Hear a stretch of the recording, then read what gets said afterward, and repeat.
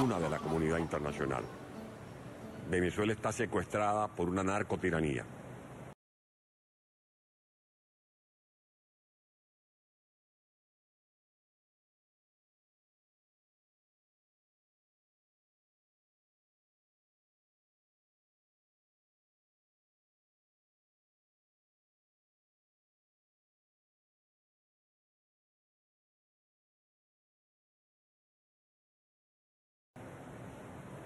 No vale la pena hablar de uno que logró liberarse de ese yugo.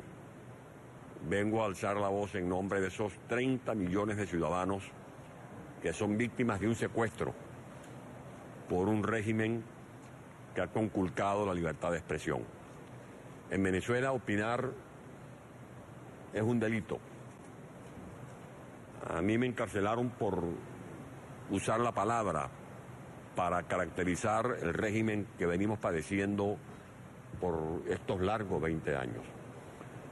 En Venezuela los poderes han sido reducidos a parapetos al servicio del continuismo de una camarilla que ha malbaratado la más espectacular fortuna que país alguno haya podido colocar al servicio de su pueblo, para su desarrollo. Pueblo que hoy en día está pasando hambre. Como ya ustedes lo saben, más de 300.000 niños acusan desnutrición. Cuando recorrí esos miles de kilómetros, esos centenares de kilómetros, lo que me encontré en la carretera fueron pueblos desolados, gente con rostros famélicos, niños que se acuestan sin comer, y eso ocurre en el país que tiene las reservas petroleras más grandes del mundo. Y desgraciadamente el gobierno ha logrado salirse con la suya, embarcando en un falso diálogo a sectores que actúan en nombre de ese pueblo que ha luchado en las calles, de ese pueblo que dio su vida en las calles, de esos estudiantes, de esos escuderos que inmolándose y dibujando con su sangre el mapa sentimental de Venezuela, hicieron posible que hoy en todo el mundo se esté hablando de Venezuela.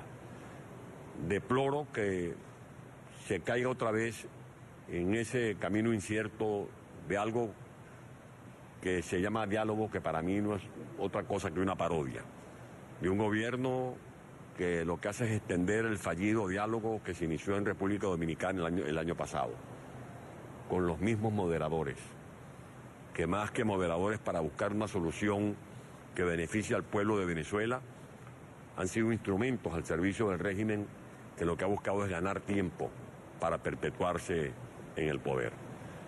De un régimen que niega la crisis humanitaria, el colapso humanitario, y por lo tanto dice que es una conspiración del imperio cuando se propone que en Venezuela se establezca un canal, una ayuda humanitaria. De un régimen que tiene más presos políticos que en Cuba, que ya es bastante decir. Y por lo tanto, más que dialogar, lo que se debería es establecer las condiciones para definir la salida de Nicolás Maduro y que se establezca en Venezuela un gobierno de transición, que podamos darnos gobernantes mediante elecciones absolutamente libres, lo cual nunca será posible mientras existan estos poderes que son manipulados como títeres por quienes detentan el poder en mi país.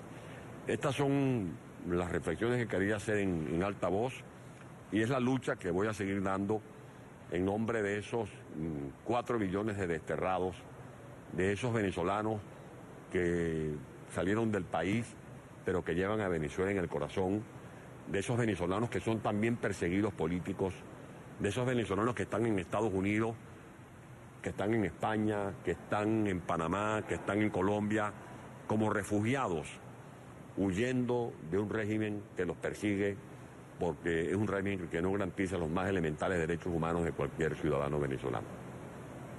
Secretario, ¿se viene oposición acudiendo el diálogo con el gobierno de Maduro, de República Dominicana? Mire, yo no soy ni analista político, ni represento una voz en la dinámica política interna de Venezuela. Lo que yo digo es que el diálogo hoy todavía no es suficientemente inclusivo, porque no ha sumado o no ha dado las condiciones como para que pueda sumarse, por ejemplo, la plataforma política de Soy Venezuela. Sabemos que la MUD hoy, algunos sectores de la MUD pueden representar oposición venezolana. Sabemos que hay otros sectores de la MUD que no representan oposición venezolana, que no son directamente oposición venezolana, y que por lo tanto este esquema definitivamente no es suficientemente inclusivo. No plantea una agenda que resuelva los temas principales del país. Esto es la salida política hacia la democracia en Venezuela.